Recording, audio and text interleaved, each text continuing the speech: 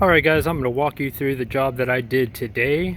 So as you guys can see, we did have some ladder work, some second level windows. These type of windows had interior release screens. Took care of the front door entry. And then here on the side of the house, what I wanted to point out to you guys is this drip pipe right there. I don't know if you can see it right there in the center of the screen.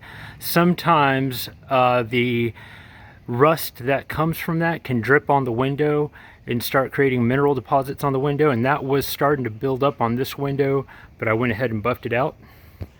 And then we had a few of these small little bitty quadrants.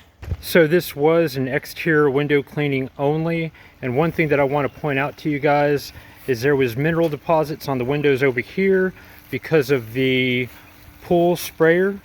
And as you guys can see, this happens quite often where it will spray a window, and you guys can feel it whenever you're cleaning the glass. You can feel the difference, and it's always good to explain to the customer what's happening so that they can know to maintain the windows.